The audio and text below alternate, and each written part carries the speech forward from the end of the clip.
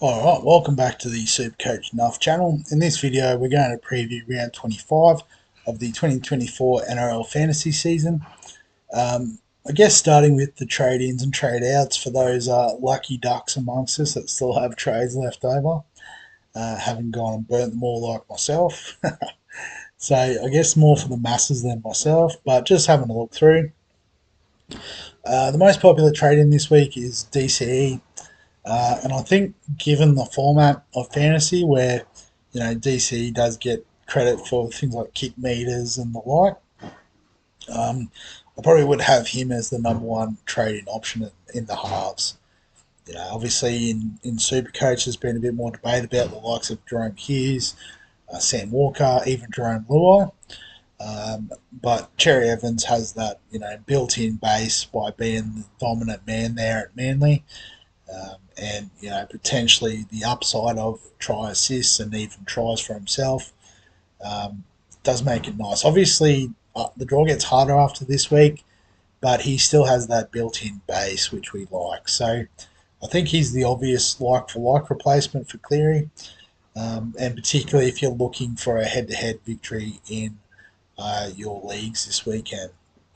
Pat Carrigan at number 2. So obviously without Payne Haas there, he's the main man in the middle at the Bronx. Fresh off the bye, so I don't know if there's a stat around how that impacts middle forwards, but I do like him as a trading option.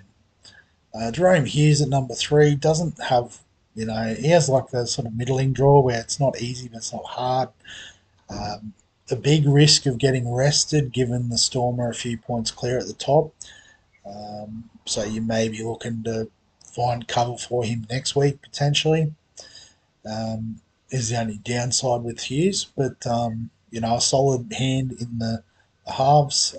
If you've already got DC, I think Jerome Hughes is fair. Dylan Edwards, Isaiah. Yeah, I've just skipped over. Apologies, Isaiah, but great pick. Keeper, throw him in. Dylan Edwards, keeper at the wing fullback, gets the goal kicking, which is a nice boost now, and does seem to go well without Cleary. He just sort of lifts up and becomes a more crucial part of the team. So Dylan Edwards, great pick. Cam Murray, getting 80 minutes, doing all the things. So he's a pretty good option. I think he'd be pretty cheap too. Well, I haven't followed him for the last few weeks, if I'm being honest, particularly in fantasy. You run out of trades and you start to not really care so much, but it's taken forever to load. I might regret trying to see what his price is. Can probably do it in the NRL website. It's had a meltdown. Everyone's trying to find out who to trade in on a Thursday, are they? Before the kickoff of the first game. I just realised I'm not even in fantasy. That's preparation for you. We might be able to see it in here if it loads.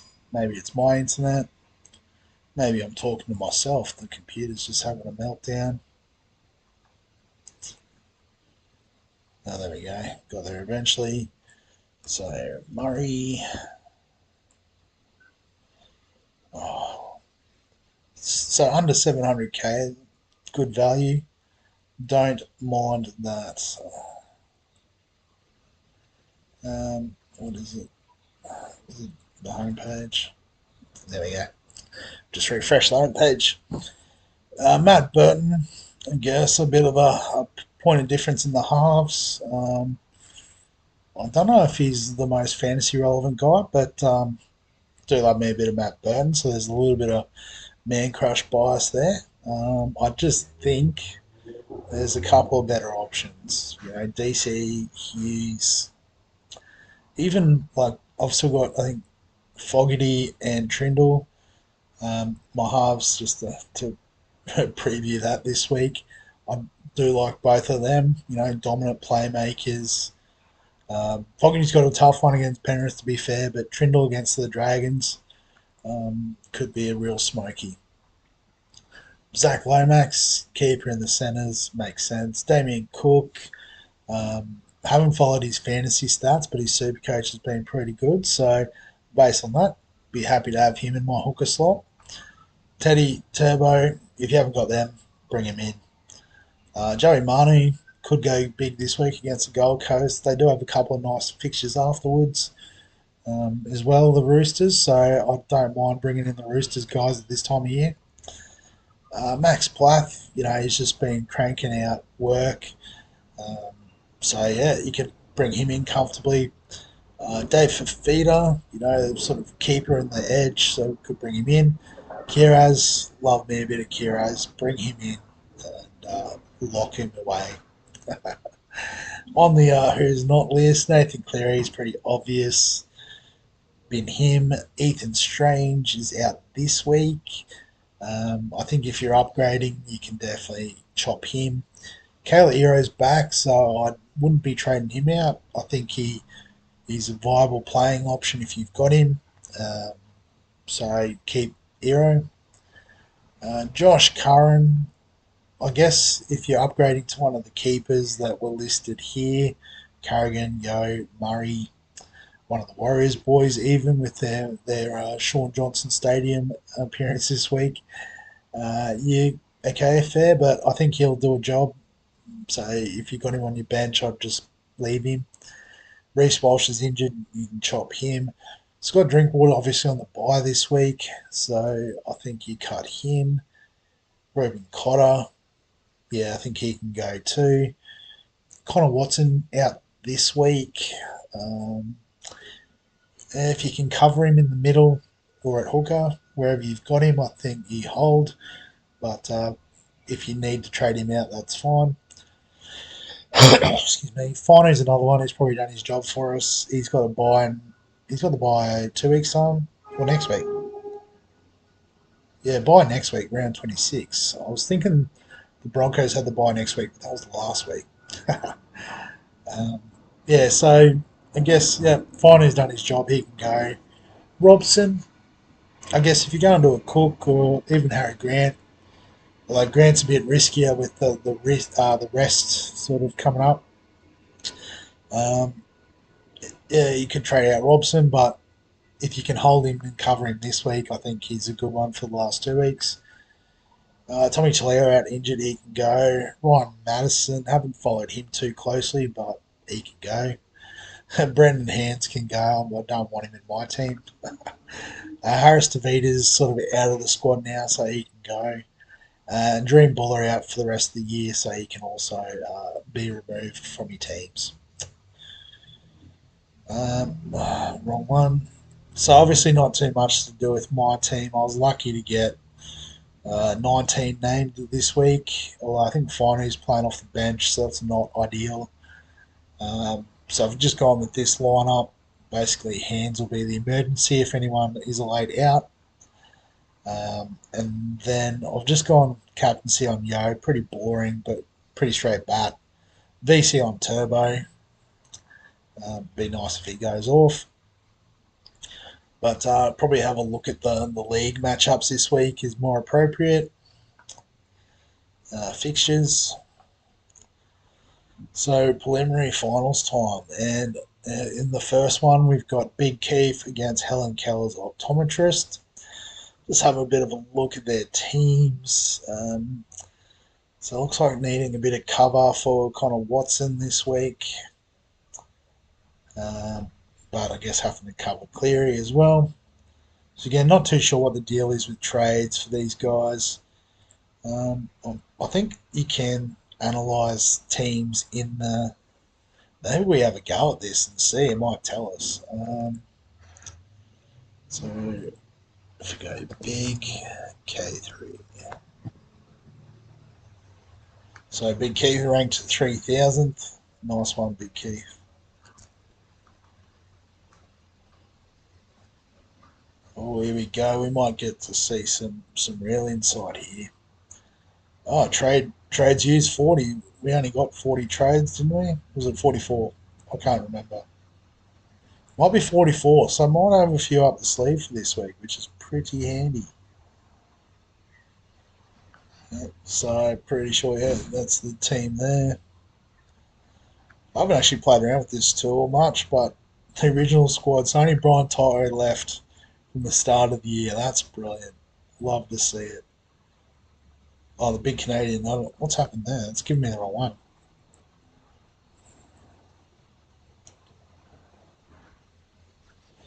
Might be worthwhile using this to look at the. Oh, so 43 trades used. So might have one up the sleeve this week, which might be used to replace Cleary.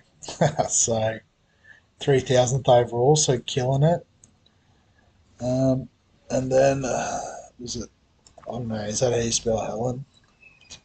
No, 1L would be helpful. Oh, ranked in the top 1,000. No wonder these guys are doing so well. I'm rubbish. What am I again? Don't know.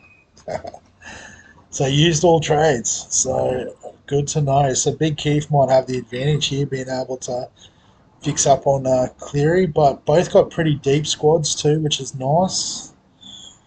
Again, something I could take notice of. So I guess, yeah, just have a look through. Yeah, so just looking at the squads, I'm leaning towards the optometrist, just given I do like Cook with the matchup against the Knights. Um, I guess the coverage in the middle is the question. Probably looking at Uday Kamanu or Fanu, which again at Leichhardt isn't the worst. So probably favour Big Keith's middles, but just trying to replace the half. He does have Brown, Burton could slide in there, and then just bring in whoever. But I guess Ponga and Tedesco and the wing fullback is what is just I think gives the optometrist the edge. So Starling's done well on the bench. Yeah, so it's close, but I'm gonna just tip Helen Keller's optometrist in. On the other side of things, Team Gibbon won against Titanic, so again we can have a bit of a look under the hood. Any fear of working? It's a bit slow. Oh, there we go. Got there eventually. Team Gibbon one also ranked in the top 3K. Only used 40 trades, so a few up the sleeve, which is perfect. Um, Against, what was it, Titanic? Searching. That's what it was called. Yeah, Titanic 20.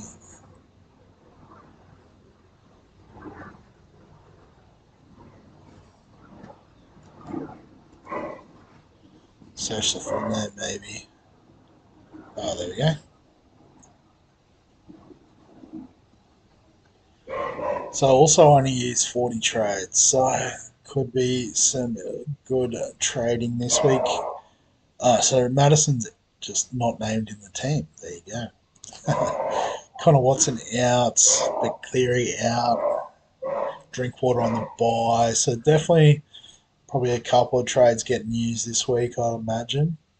It makes it a bit harder to predict, but based on the current squads as they stand,